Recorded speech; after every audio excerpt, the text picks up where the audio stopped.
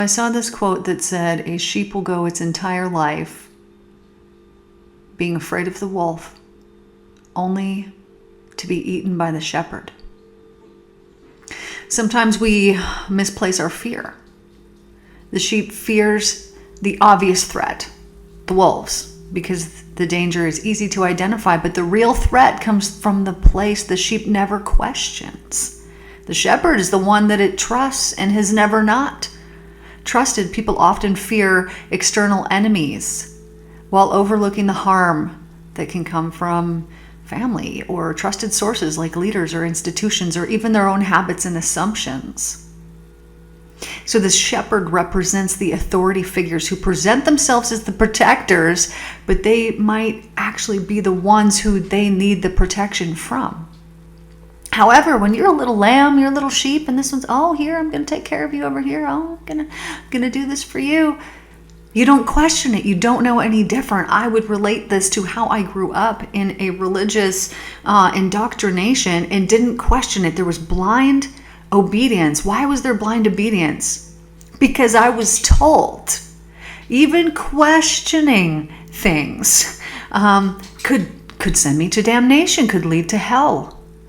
But you know what? Blind obedience can be more dangerous than external threats. People who don't question their leaders or their beliefs or the circumstances may end up harmed by the very things that they trusted.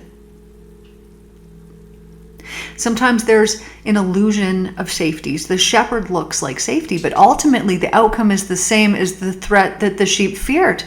In fact, worse than the wolves, because it had the intent, the plan the entire time to devour it. Sometimes our comfort, our familiarity, or authority can create an illusion of safety that prevents people from recognizing the real risks.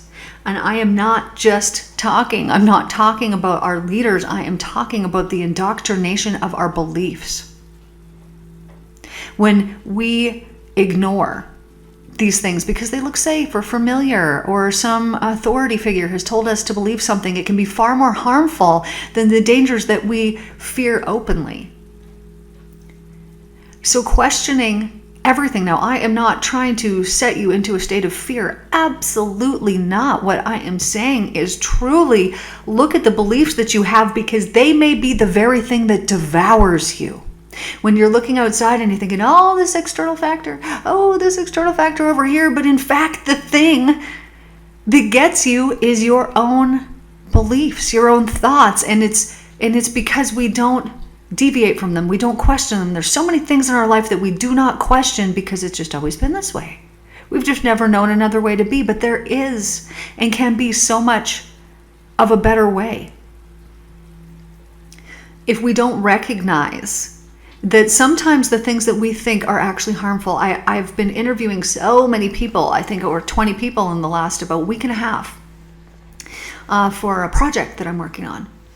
And as I was talking to these people, man, it has been so interesting. I've got so many really cool insights from talking to these people. And one thing that I noticed was that so many of them had some kind of religious trauma where they broke away from it, understood like, hey, that ain't the thing. And now they're truly living in their purpose and living in their light. But I understand that previous indoctrination to the 100th degree. I had to have the services that I provide given to me, done for me, to get over this fear of hell and damnation. And it was a necessary step in the process to true illumination. Because as long as we hold these beliefs of this, "Oh, what if?" and these man-made ideals within us, and we believe in them and we give our faith to them, they will harm us. There was a man, and he had this amazing experience, this crazy, amazing experience that he'd had, and the divine had come through. And he went to his church pastor and he said, "Oh, this is what happened." And the church pastor said, "Oh, that's the devil." And so he started questioning him, and he went on to question pastor after pastor after pastor. Have you ever experienced the actual love that comes from the divine? And there was only 1 out of 20 that thought, oh, maybe he had kind of experienced something at some point, but he wasn't quite sure. And I can tell you that if you're not quite sure, then that's a no, because there is no denying when you have felt it. And the only way that you can get to that point is through some miraculous thing that has happened, through some NDE, or through some deep, intense work where you have stripped away all of the things that have been preventing that connection, and now it's open, and now you're free to get all of this beautiful love from the divine. So my point in this is, do not take advice and do not seek comfort from people who have not got what you are seeking, because they don't actually know. And they will lead you astray, not because they want to, they love you, but because they actually don't know. And so they could be providing advice for you, but the advice is actually coming from their own wounds, their own needs, their own beliefs. And unless they have embodied freedom, unless they have embodied the things that they are speaking and teaching about, then they're just words. Then there's no spiritual life that is within them, and therefore they're not going to fall on you in the same way. They're not going to have an impact on you as the same way as someone who's actually energetically aligned and is speaking from a place of alignment. So I guess my story here today is to question everything. If there is something that you've been like, maybe this doesn't quite add up. Maybe I've just been blindly believing this. Look into it. It was me questioning. And this was brought by a friend that was like, hey, questioning me things all the time. And I was like trying to answer these things when I realized I don't know nothing about nothing, but I thought I did. And that many of the things that I actually believed, I didn't even know where they came from. It must have been from somebody telling me, from some church pastor, but it wasn't the truth. It was just something that I thought. But because I was such a little kid and I'd been grown up in the Christian church and this and that, I've gone every week. Frick, we used to go twice on Sundays. I thought, well, I know all these things, but I didn't know anything. Because looking back now, I can honestly say there was, I'm being told by the divine that there was 2 or 3 people in that church that had illumination, but they were not the people that were in authority.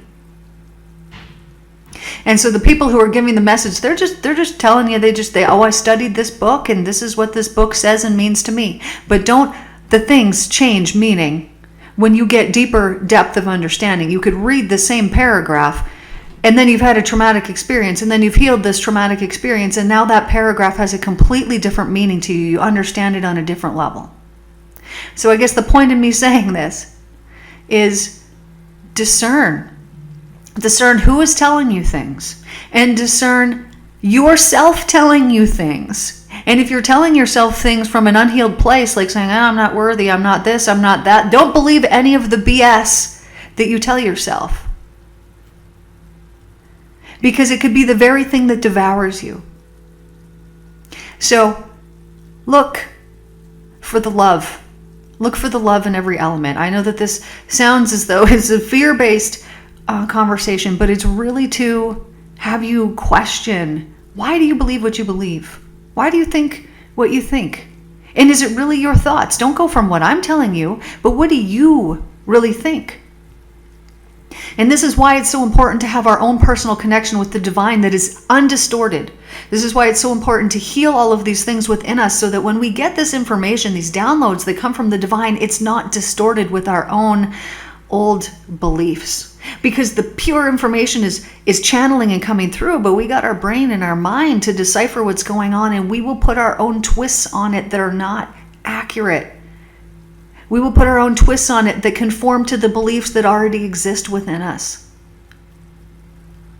And so finding that connection yourself, so that you do not need any intermediary, so that you are the intermediary, is the goal. It's the most important thing that you can do. And yes, there's beautiful friends and loved ones and spiritual teachers and leaders that can help guide along the way, but it is so important that it is you that makes this connection, that it is you that can say, oh, I've accessed the love and I know that there's nothing that it can't do. And it took me some effort to get there, but I just didn't stop seeking. And because I didn't stop seeking, I found it.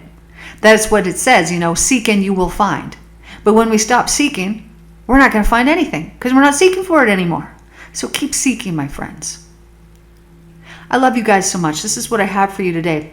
I'm going to post some links down below. There's a childhood wound quiz. Why do we want to heal these childhood wounds? Because if we do not, they will distort our consciousness, and these things will repeat. You will see repeated patterns in the future come up again and again and again and again and again and again until we heal these things. Also, I want to introduce you to my new channel. It is on Auraverse, and you can check me out over there, and this is content that you will not see anywhere else. I love you guys.